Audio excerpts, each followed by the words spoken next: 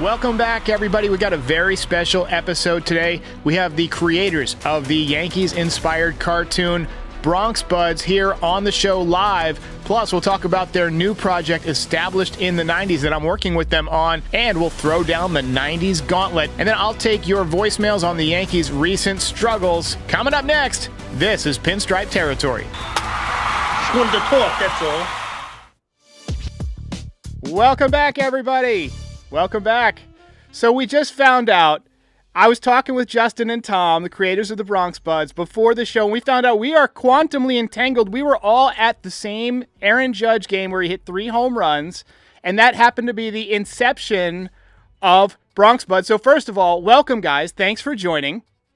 So great being here. Having us on. Yeah, and I got to throw out a little Harold to get this started. Hey, Derek, it's Harold from Hey Arnold. You know what I know you from is Life with Louie. I watched every episode of that. I love that show. I miss Louie Anderson dearly. But yeah, I mean, that's so cool that we were all at the same place. And now, years later, we're here talking. You guys just created a hit show that just won a hashtag sports award. So Justin, why don't you start off with telling me about the inception, how this all began, and how it's come to be that you're going to have season 2 here coming up in just a few weeks. Super cool. Absolutely. So we are pumped to be on the show. First of all, thanks for having us on. This is a blast. And Tom and I are huge sports fans, and we wanted to create a sports cartoon because we thought, what an amazing opportunity to connect with kids and the next generation of fans. We come from traditional studio world working for Disney and Nickelodeon and Cartoon Network and Pixar. Tom comes from SpongeBob and Infinity Train and all these amazing shows that he's worked on. I come from Hey Arnold, Life with Louie, Lloyd in Space, Recess, and a plethora of other cartoons. But when we joined and we formed our studio together several years ago, our goal was to really create sports animated IP that nobody else is doing. And we were shocked because we want to connect with kids. Kids are the future of professional sports. And we were conceptualizing how amazing would it be to create a cartoon and work with the Yankees, the #1 franchise in the world, the best baseball team ever. Obviously, we're tremendous fans. And I had this opportunity where I was at Yankee Stadium at the same game you were, Derek, where Judge hit 3 homers. It's actually August 23rd, 2023. And through some mutual friends, happened to meet the president of the team. And through that, we pitched the idea of Bronx Buds. They loved it.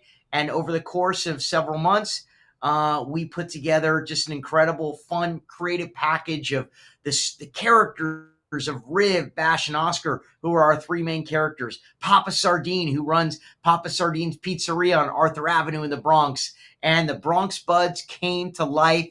Season 1 was a huge hit. It was on the Yes Network and the Yes app at the time, which has now become the Gotham Sports app.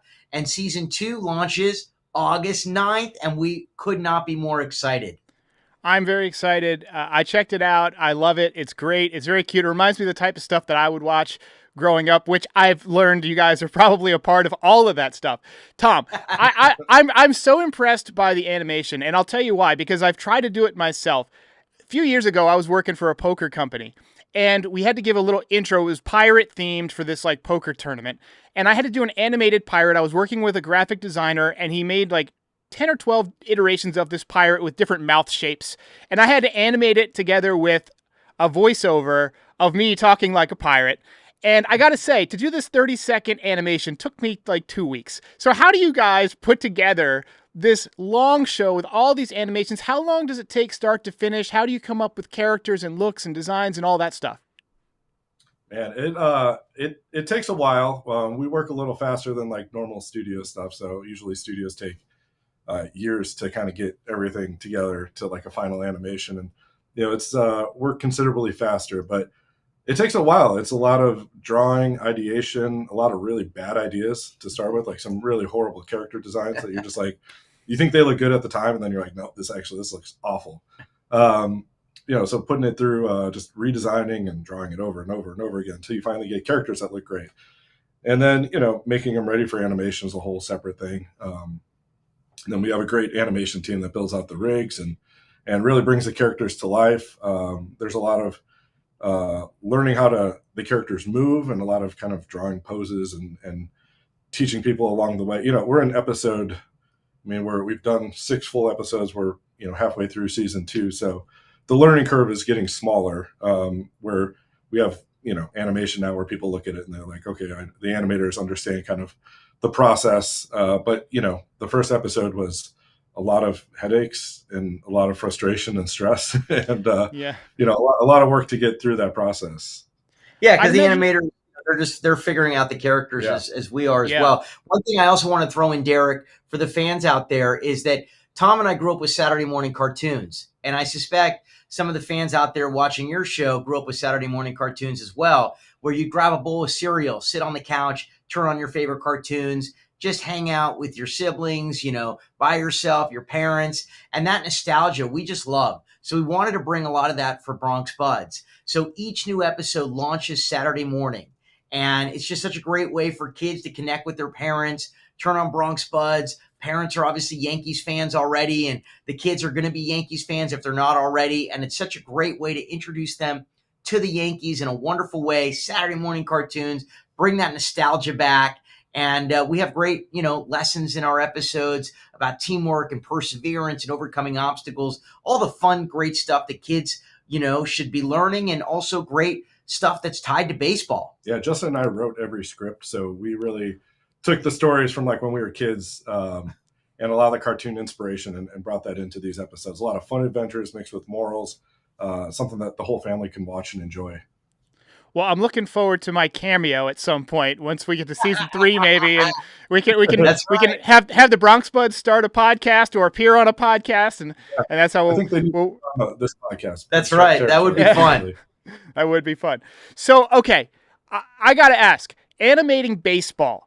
It has got to be very difficult to capture baseball movements that look realistic, because baseball is kind of an unnatural thing. I mean, we talked about that, Justin, with your guy, Chauncey Leopardi, when we were talking with Squints on Established in the 90s, which we'll go to in a minute, that they needed actors who kind of looked like they could play baseball, right? How hard is it to teach people to animate actual baseball movement?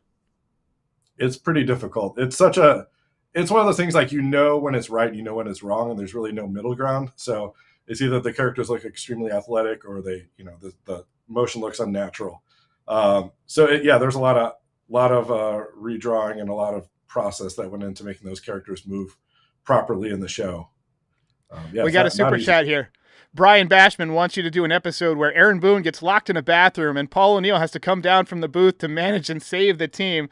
That does sound like a fun little... That does sound like a fun little... I have no comment. What's up, Brian Ashman? Hey, Brian, did you see when last season, in season 1, Danny's the CEO of Hexclad, who they're the sponsors of the show. They're an amazing sponsor, incredible cookware brand. We were on with Michael Kay and Paul O'Neill during the 3rd inning of a New York Yankees Boston Red Sox game, talking about Bronx Buds. And let me tell you, Paul O'Neill has a mitt for a hand. His hands are enormous. He is a big dude, really big, great guy, but a massive dude. Yeah, these athletes, they have enormous hands. I've met a lot of athletes over the years. Eric Kratz, who I worked with on Foul Territory, I met him one time. He's just this gigantic wall of a human being. I met a football player one time. His name was Ted Hendricks, and he used to play for the Raiders. And I was at a card show with him, and he was shaking the hand of my dad's friend, who is a Redskins fan, and he holds his hand up underneath the guy's face, showing him a Super Bowl ring, and he says, "I got this from the Redskins." And it was just this massive hand and this massive ring. Oh, man, these athletes, they're just gigantic people. But, okay. Back in Chicago, I met Jose Contreras, and I just remember seeing his World Series ring, his Yankee ring on his finger, and it was just out of this world how big that thing was. So for the baseball fans out there who might not remember Jose Contreras, he threw a pitch called a forkball. And what a forkball is you put both fingers on the side of the ball, and it gives it kind of a tumbling action. But those pitchers who do that, they will walk around all day with a ball stuffed between their fingers. And the bigger your hands are, the easier it is to throw that pitch. And I had a roommate in college who was he threw the forkball, and he would come up and he would put his two fingers around and put them right in your ears. Like, just put them up to your face. It was so weird. All right. So I want to talk about your next project. This is one that resonates with me because I've been working with you guys on it, and I absolutely love this. Tell us about your next project, Established in the 90s. Well, first of all, we got to give you a shout out, Derek, because you are our brilliant editor for the show, coming up with these just sensational edits. So shout out to you. The show looks incredible. Tom and I started doing this back in my loft. I guess it was, last year. We thought we're huge nostalgia 90s fans. I worked on Hey Arnold as a kid. We just missed those wonderful days, Saturday morning cartoons, Melrose Place, Beverly Hills 90210, Avatar. I mean, Titanic. There's just, it was the best decade ever. Like, it was just peaceful and fun. We were biking around. We were playing video games. None of the craziness that we deal with in today's society. So Tom and I thought, like, how fun would it be to do, it Established in the 90s nostalgia podcast. And we had a few guests on that were friends, and it did quite well. And we thought, thank you, Thantao. We appreciate the love. Thank you. We thought, this is going well and it's fun. And we were in production on season 1 for Bronx Buds, which obviously production is an enormous amount of time and commitment, and you're just fully invested in it. And then we were friends with the wonderful folks at DAP Sports, who run the company, from Matt and Andrew and Susan, all the great folks over here. And we thought, wouldn't it be great to partner with them? And that way we can really build this together and expand the audience and bring in sports as a big element, which already ties into Bronx Buds well with our Yankees cartoon, and just really tap into 90s and nostalgia in a bigger way. And that's how it kind of came about. And our first episode launched Saturday with Chauncey Leopardi, a.k.a. Squints from the Sandlot. It's an amazing episode. It's all the behind-the-scenes stuff of the creation of Sandlot, the kids working on the show, the interview process, working on production. Yes, best generation Zachary Bass, 90s kids rule. So, it's that's how the show came about, and we are loving it. We're having so much fun. Can I give away some of who our guests are, Derek? Oh yeah, go for it. It's your show. So we just had Chauncey, who Squints from the Sandlot. Then we've got Walter Jones, the original Black Power Ranger, an amazing actor, and he tells some incredible stories of working on the Power Rangers. We have Debbie Derryberry, who's the voice of Jimmy Neutron, along with many voices of some of our favorite 90s cartoons. The aliens from Toy Story. F is for family. F is for family. That's what I knew her from. Yeah. F is for family. Yeah. Tom's buddy. Wes Archer, he was the first person to ever animate Bart Simpson. Oh, wow. Yeah. And he's also, he was the director of the famous Homer coming out of the bush meme. That's great. That's great. Yeah, then we have voice of Spider-Man, and actually we can say it now. We've got no? No, you can say it. Yeah, all right. We've got a huge guest coming on, Dante Bosco, who is, from Hook. Rufio is coming on the show. So we've got some incredible guests diving into the 90s, all nostalgia, plus talking about, thank you, Lori. We love the Sandlot too. Great episode. And Derek's got this incredible QR code up. So just scan that, and that takes you right to the show. Yeah, it's great. And one of the things you guys do on the show, and it's a quote, Michael Scott, "Oh, the turntables. I'm going to turn the tables on you guys, and we are going to do the 90s gauntlet." So here are the rules, okay? I'm going to give you guys 2 options, and you get to pick one to keep to exist, and the other one gets snapped out of existence by Thanos. It gets out of existence. So, Justin, I'm going to start with you. One thing we had a lot of in the 90s was great movies, and we had movies that would kind of copy one another. And I remember Armageddon and Deep Impact came out at the same time, 2 of my favorites of all time. This question hurt me physically to write. Which one are you keeping? This is a tough one, Derek. These are both phenomenal movies. Growing up as a kid, I love them, but I got to go Armageddon. What about you? What about you, Tom? Do you agree? Do you concur? I would go Deep Impact. I don't know. I just, I mean, to be contrarian, but also like, I like the movie a little bit better. I mean, the soundtrack for Armageddon was amazing, but Deep Impact just, I don't know. Yeah. You actually saw the asteroid hit Earth in that one. But Liv Tyler in Armageddon, well, if we out of control. We weren't ranking that. Have you guys ever noticed how white the teeth are on Ben Affleck in Armageddon? They're ridiculous. Hang on, let me see if I can share this. I can't share it. It's insane. Google it. His teeth are insanely white. I guess I'm the tie-breaking vote. I guess we're keeping Armageddon right. because I love Armageddon. I think Bruce Willis was amazing. Although to see the Morgan Freeman presidency disappear hurts me, because I imagine him giving a State of the Union address with that wonderful voice. And I mean, that we'd only be so lucky. All right, Tom, so you're next. Lion King or Toy Story? Which one are you keeping?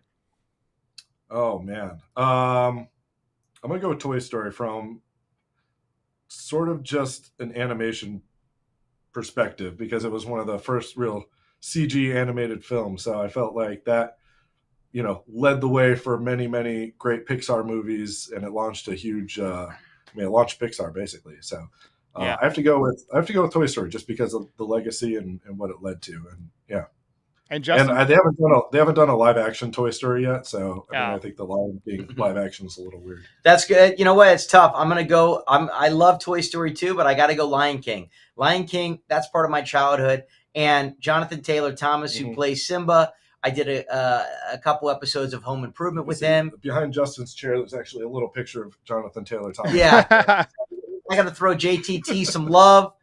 He was great. And then of course, gosh, who's the voice of the villain in the Lion King? Scar. It was. Oh, he played his voice though. Who's the voice? That wonderful actor, that wonderful English actor.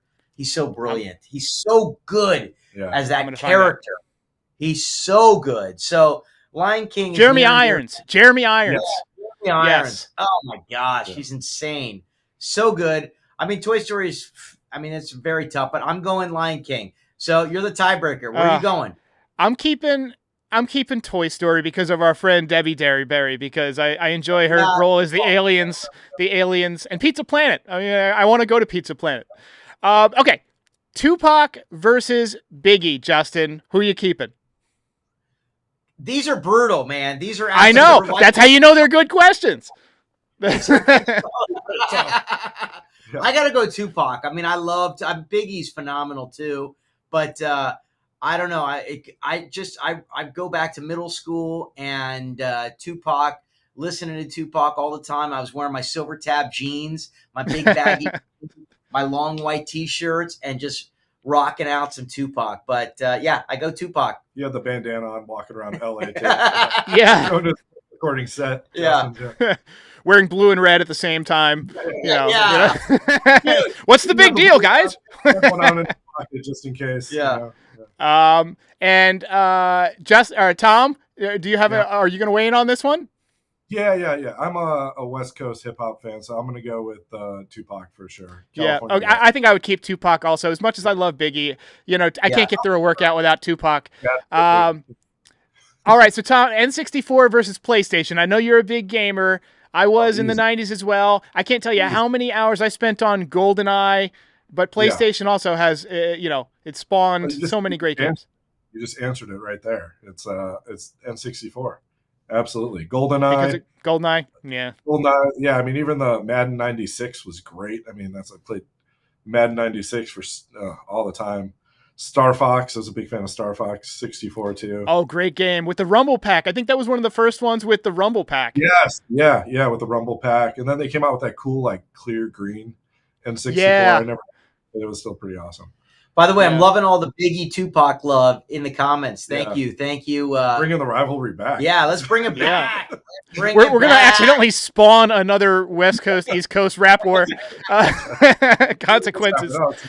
Rap war spawned by the Bronx Buds cartoon creator. All right, I don't know. I got to go N64 too. I mean, those are tough. Those are both amazing. I mean, I played so many games back in the day, but yeah, I'm going N64. Where are you going? I think I would probably go with PlayStation. Honestly, I played so many hours of the Die Hard trilogy game on PlayStation, which I didn't have on. I'm sure you remember that, Tom. It was one of the coolest games ever. You had like 3 separate games within one, and you could run over people, and you'd get like blood on the windshield. It was crazy back, but. The Nintendo games were always easier for me. It's like I wasn't like PlayStation just got too hard, like Metal Gear Solid and stuff. Or the Resident Evil games terrified me. Oh yeah, I'll stick to Mario. And yeah. All right, so Justin, we got 2 more, and I'm going to lead off with you: Pulp Fiction versus Reservoir Dogs. And we just lost Madsen, which that crushed me. So Pulp Fiction versus Reservoir Dogs. I mean, Reservoir Dogs, that walking scene is so I reference that all the time. I mean, it's an amazing movie, Tarantino in the early days, but I gotta go Pulp Fiction. I mean, it's just one of the greatest films ever made by far, and I absolutely love it. So I'm going Pulp Fiction. In fact, we just were talking about the dance scene just recently. We were just talking about, the dance scene and with Uma Thurman, and that film is amazing. I mean, that's where I'm going, Pulp Fiction. Yeah, I agree too. That's easy. I've seen Pulp Fiction so many times, so it's Reservoir Dogs is great though. Yeah. I have a season pass to the Alamo Drafthouse near my house, and every time they show Pulp Fiction, I've seen it 100 times, I'll still go no matter what. Just an all-time great movie. And Tom, last 90s question here, Gauntlet, The Matrix versus Fight Club. Ooh. Oh, man. I got to go Fight Club just because I feel like I was at that age where everyone just kind of aspired to look like Brad Pitt and beat people up. So is that what a man looks like? Good point. I mean, I love Matrix. Matrix is awesome. I mean, gosh, that was just an unbelievable film when it came out. It's such a game changer. I'm kind of holding it back just because of like the other Matrix movies. I wasn't a huge fan of those. Yeah, but the first one was amazing. Yeah. But I agree with Tom. I got to go Fight Club. Number one rule of Fight Club. You don't talk about Fight Club. Yeah. And I obviously had abs just like Brad Pitt, very clearly. Not. But yeah, Club is one of the. I mean, they're both amazing films. Yeah, it was cool. But he was one of the coolest characters. He was super cool. Yeah. But I mean, it's like, that's the thing about the 90s. There were so many great movies done then. Yeah. So many great movies. Well, since this is a baseball podcast, we got to finish with one baseball question. The Sandlot versus every other baseball movie. You can keep The Sandlot, but you got to snap out of existence Little Big League, Angels in the Outfield, Major League 2, all of these great 90s baseball movies. There were so many. The Scout, there were so many great baseball movies in the 90s, but there's nothing quite like The Sandlot. And that's one of the reasons I was so thrilled that you guys had Chauncey on. So which way are you going to go, Justin? Sandlot all the way. Sandlot's the best. I mean, I absolutely love Sandlot. But as you said, there's so many great films. You got Major League, you have Field of Dreams, right? So many good baseball films. But The Sandlot will always hold up. It's an iconic film. It's amazing. Chauncey, who played Squints in it, L7 Weenie forever. You gotta watch. I mean, obviously, you help make the podcast incredible. But for everybody out there, please go check out the episode we just dropped it Saturday with Chauncey, who plays Squints. He gives us all sorts of phenomenal behind the scenes of the making of The Sandlot, all the kids on set, what they were up to. Plus, he worked on Freaks and Geeks, which is another great show. But no, Sandlot to me is number one. Doesn't get better. Yeah. Yeah, I'm going Sandlot just for the 4th of July scene. That's one of my all time. Well, ladies and gentlemen, I thank these guys so much for their time. There are very few certainties in life, I have come to learn.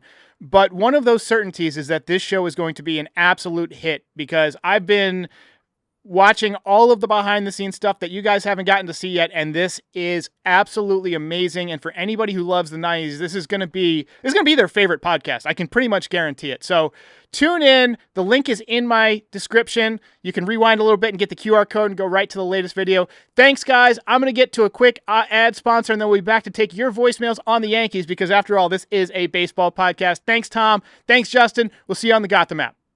Thanks, Derek. Bye. Bye, everybody. In baseball, as in life, it's all about having that extra edge, that little extra half second on your swing, the late break on a slider, or the grit to outlast your opponent on a hot afternoon. Same goes for shaving. Harry's gives you the edge where it counts. I tried the $8 trial set, and honestly, it's like the ace of my bathroom rotation, baby. The handle's weighted just right, the razor is smooth, and the foaming shave gel lathers better than anything I could have used before. I keep my beard tight around the jawline, clean edges, no irritation. Harry's handles it with ease. Even the packaging is big league. And their body wash, I got the redwood scent. I smell fantastic. It's like a fresh cut field.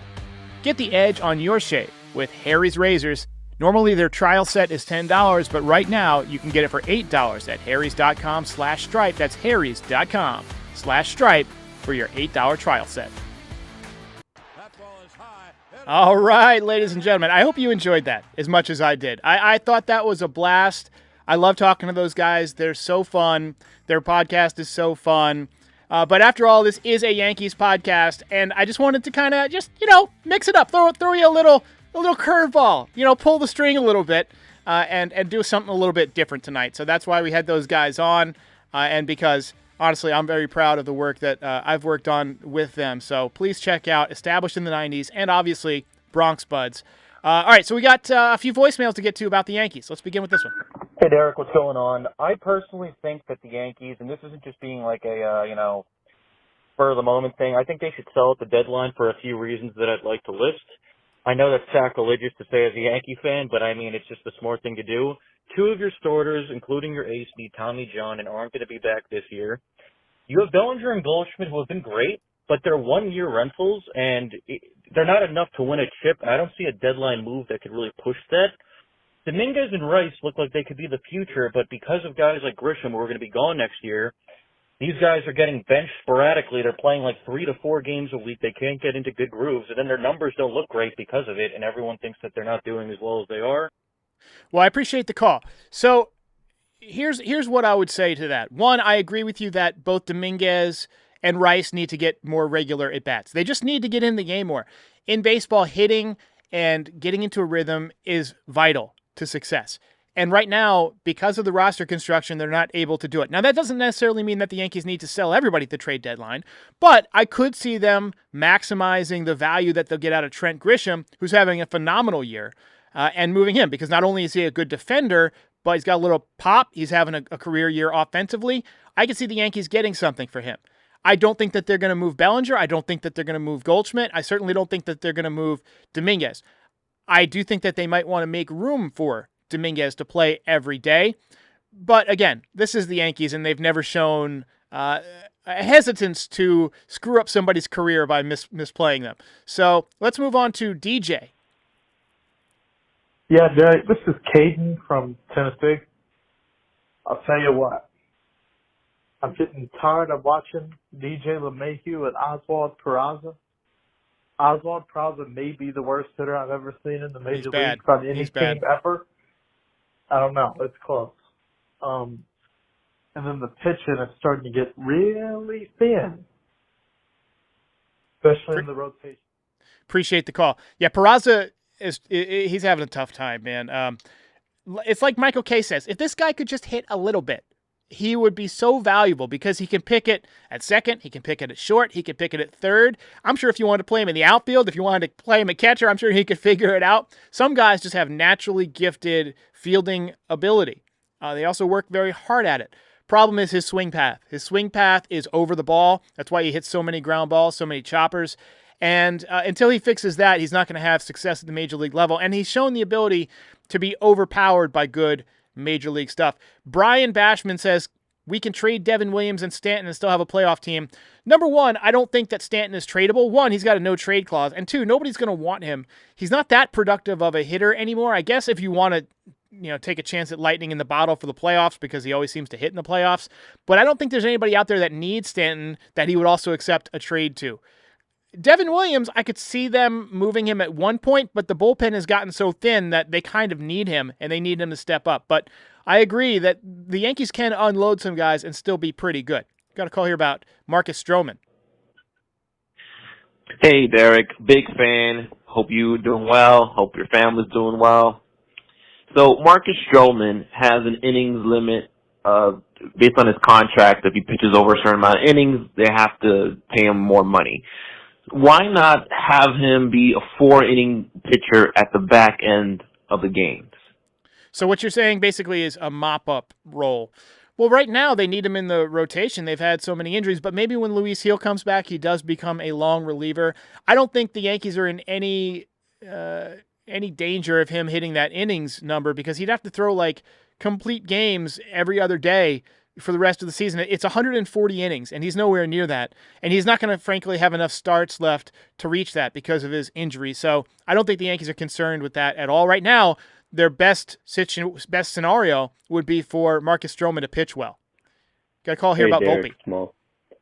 I wanted to talk about Volpe. Because, look, it is not looking good for him. Sure, he had a home run the other day. That's nice and all. But still, he should not be getting that best. Absolutely not. Should not be getting at best. His entire overall as a player has sank. His fielding has gotten worse. His hitting has significantly dropped. Your slugging and on-base percentage don't go down 50 and 100 points in a month or two. That's not good. Out of nowhere, that's not good. Yeah, I think Aiden put it best when he was on the show about a week ago. He's never hit the ball very hard. And so what he's doing is he's having to swing as hard as he can to generate extra exit velocity, and it's still not that good. And as you can see, it's driven his average down to 219 on the year, and his on-base percentage is in there at 296. It's been steadily below 300 since he came to the major leagues. And he was advertised as being a guy who's going to get on base a lot, steal a lot of bases, but because he just doesn't get on base enough, he really can't use his legs, which is a big part of his game.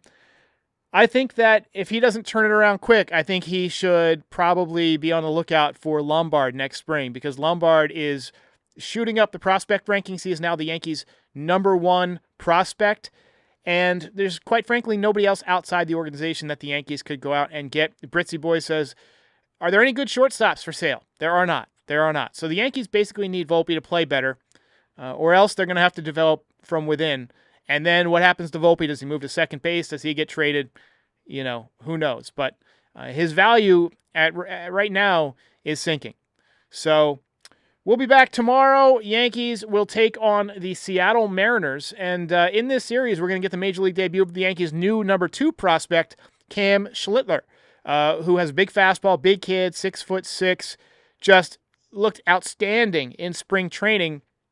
And I've been really looking forward to seeing what he could bring to this team. So we'll get a shot to see him this week against the Mariners, who have been playing really well and pitching really well. They had back-to-back shutouts, I believe. So watch out for them.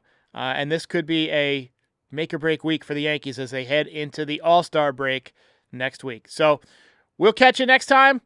Thanks for watching. FT fam, did you know that Huel has sold over 500 million meals around